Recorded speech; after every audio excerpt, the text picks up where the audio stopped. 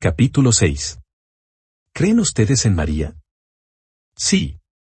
Creemos todo lo que la palabra de Dios nos dice de María. Las creencias que rechazamos son las que algunas personas formularon posteriormente sin ninguna base bíblica. Creemos que María fue una mujer virtuosa, escogida por Dios para ser la madre de Jesucristo. Además, creemos que era virgen en el momento del nacimiento de Jesús. Por otro lado, no oramos a María ni hacemos imágenes de ella, porque la Biblia enseña, adorarás al Señor, tu Dios, y a Él solo servirás, Lucas 4:8. La Biblia consistentemente enseña que la oración debe dirigirse a Dios el Padre. Cuando los discípulos le pidieron a Jesús, enséñanos a orar, lo primero que Él dijo fue, cuando recen, digan, Padre, y enseñó el Padre Nuestro. En cierta ocasión, Jesús preguntó a otro grupo de personas, ¿por qué me llaman Señor, Señor, y no hacen lo que yo digo? Puesto que Jesús nos pide que oremos al Padre, hagámoslo. A veces los que quieren que oremos a María dicen que, como ella era la madre de Jesús, Él siempre le concedía lo que le pedía. Después que lea el siguiente pasaje de la Biblia, puede juzgar por usted mismo si esto es cierto o no. Entonces llegaron su madre y sus hermanos, se quedaron afuera y lo mandaron a llamar. Como era mucha la gente sentada en torno a Jesús, le transmitieron este recado, oye, tu madre, tus hermanos y tus hermanas están afuera y preguntan por ti. Él les contestó, ¿quién es mi madre, y quiénes son mis hermanos? Y mirando a los que estaban sentados en torno a él, dijo, aquí están mi madre y mis hermanos.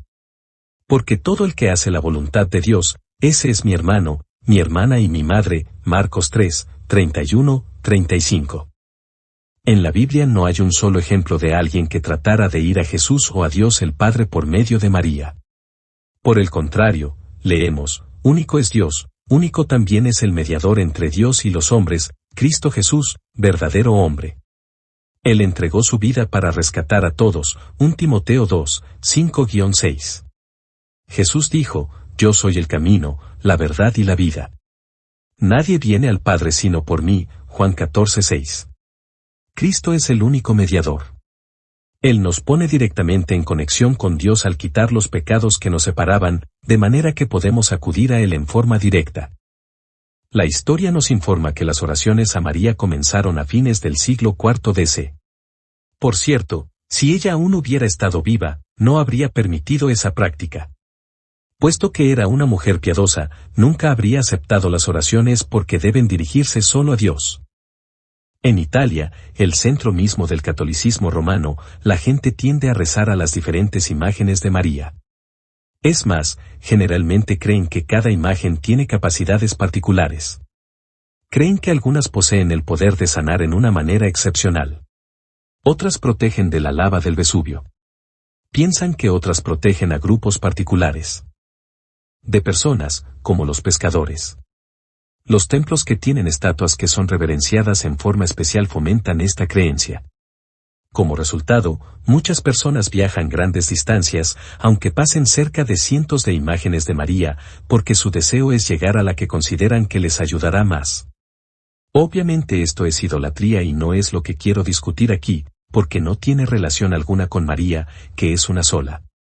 Sus poderes no cambian de estatua a estatua. Más bien, veamos a María, la madre de Jesús, una mujer real como muchas de las que están leyendo este libro.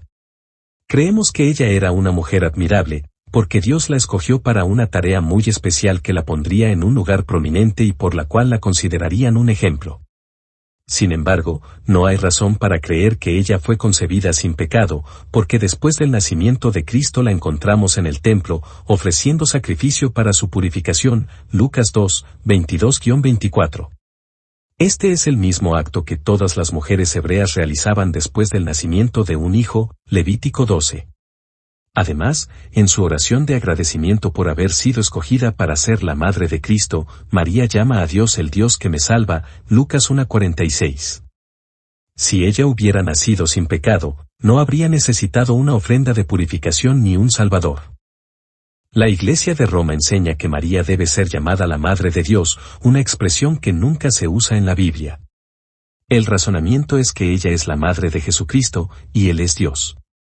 Aunque a primera vista el razonamiento parece aceptable, si ella fuera la Madre de Dios, tendríamos que inferir que la criatura era la madre del Creador, es decir, que María, quien nació en un momento particular de la historia, era la madre de todo lo relacionado con Dios, quien ha existido desde la eternidad. Génesis 1:1, Juan 1:1, 3, 14.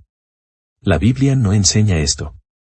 Más bien enseña que Dios, quien siempre ha existido, tomó una naturaleza humana por medio del nacimiento virginal.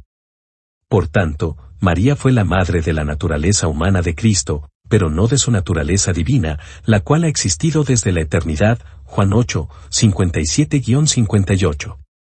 Para no crear confusión en este punto, preferimos no usar el término Madre de Dios. Aunque la Biblia enseña que María era virgen en el momento del nacimiento de Cristo, no nos da razón para creer que ella permaneció virgen toda su vida. De hecho, María fue obediente a Dios quien, al hablar de las personas casadas, dijo que el hombre debe dejar a su padre y a su madre y unirse con su esposa, y que los dos deben ser un solo ser. Efesios 5:31, Mateo 19:6. Al hablar específicamente de María y José, la Biblia explica, y sin que tuvieran relaciones dio a luz un hijo al que José puso el nombre de Jesús. Mateo 1:25. Este pasaje obviamente establece el hecho de que José no tuvo relaciones con María antes del nacimiento de Jesús, y otros pasajes declaran que ella era virgen en el nacimiento de Jesús. Sin embargo, al decir que sin que tuvieran relaciones dio a luz un hijo, expresamente excluye del periodo en que no tuvieron relaciones, el tiempo después que ella tuvo un hijo. Además, ninguno de los otros pasajes que hablan de la virginidad de María infieren que ella debía mantenerse virgen después del nacimiento de Cristo. Más bien, se da a entender que después que nació Cristo, María y José tuvieron relaciones normales como esposo y esposa. Afirmar que María permaneció virgen toda su vida infiere que ella no obedeció la voluntad de Dios para las mujeres casadas, y esta idea realmente no la honra. ¿Quiénes fueron los hermanos de Jesús? Además de inferir que María no permaneció virgen para siempre, la Biblia también habla varias veces de los hermanos de Jesús. En el Evangelio de Mateo leemos, ¿no se llama María su madre? ¿No son sus hermanos Santiago, José, Simón y Judas? ¿Y sus hermanas, no están todas viviendo entre nosotros? Mateo 13, 55-56. Después del nacimiento de Jesús, casi todas las veces que la Biblia habla de María, ella está con los hermanos de Jesús. Hasta donde sabemos, todos vivían juntos como una familia normal. Vea Mateo 12:46, 13, 55-56, Marcos 3:31, 6:3, Lucas 8:19, Juan 2:12. Algunos católicos sostienen que los hermanos de Jesús eran en realidad primos. Muchas traducciones antiguas de la Biblia católica traducían hermanos como primos sin ninguna base textual, y solo en el caso de los hermanos de Jesucristo. Los hermanos de todos los demás eran traducidos como hermanos. La falta de honestidad en esta clase de traducción era tan evidente que casi todas las traducciones católicas recientes usan la palabra hermanos. Algunos católicos dicen, sí, eran hermanos, pero solo en el sentido espiritual, no en el físico. Esta interpretación también es errónea, porque hasta después de la resurrección, los hermanos de Cristo no creían en él. Juan 7:5 lo dice claramente, sus hermanos hablaban así porque no creían en él. Si sus hermanos no creían en él, no eran hermanos en el sentido espiritual. Los traductores de la New American Bible, Nueva Biblia Americana, versión en inglés, evidentemente reconocieron el problema que esto presenta para la enseñanza romana de que María permaneció virgen aún después del nacimiento de Cristo. Ellos han quitado algo de fuerza a la declaración traduciéndola de esta manera. En realidad, ni siquiera sus hermanos tenían mucha confianza en él. Juan 7:5. Varios pasajes de la Biblia realmente distinguen entre los hermanos espirituales y los hermanos físicos de Jesús. Vemos un ejemplo en Juan 2:12. Después de esto, Jesús bajó a Cafarnaún y con él su madre, sus hermanos y sus discípulos. Vea también Mateo 12, 46-50, Marcos 3, 31, 35, 6, 1, 3, Lucas 8, 19-22. Pasajes como este señalan con claridad que la Biblia distingue entre los hermanos de Jesús y sus discípulos.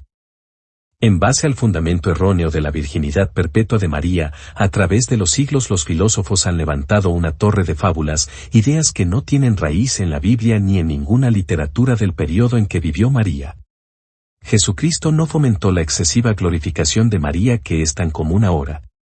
En la Biblia leemos: mientras Jesús estaba hablando, una mujer levantó la voz en medio de la multitud y le dijo: feliz la que te dio a luz y te amamantó. Pero él declaró: felices, pues, los que escuchan la palabra de Dios y la observan. Lucas 11, 27-28, vea también Mateo 12, 46-50, Marcos 3, 31-35. Dar a María la gloria que debemos dar a Dios no es la forma correcta de honrarla. Si yo tratara de honrarlo a usted llamándolo Su Majestad, la Reina de Inglaterra, o diciéndole que considero admirable el valor con que usted enfrentó los peligros del océano para descubrir América, se sentiría honrado. Probablemente pensaría que soy terriblemente ignorante o que me burlo de usted. Usted preferiría que dijera algo agradable acerca de lo que realmente es o ha hecho. Otra manera en que podemos honrar a María es haciendo lo que le hubiera agradado. La Biblia registra solo un mandato que dio María. Fue dado en las bodas de Caná, en Galilea: hagan todo lo que Él les mande, Juan 2:5. Ella le estaba diciendo a los sirvientes en la fiesta de bodas que obedecieran todo lo que les dijera Cristo. Puesto que su mandato fue dado en una situación particular a un grupo de personas específico, no tenemos que cumplirlo si no queremos. No obstante, en nuestro corazón sabemos que a María le agradaría más que obedeciéramos a Cristo, en vez de desobedecerlo y luego decir que la estamos honrando a ella. Por tanto, honremos a María en una forma que no contradiga la enseñanza bíblica, una forma que ella y Dios aprobarían. Sigamos su mandato de hacer lo que dice Cristo.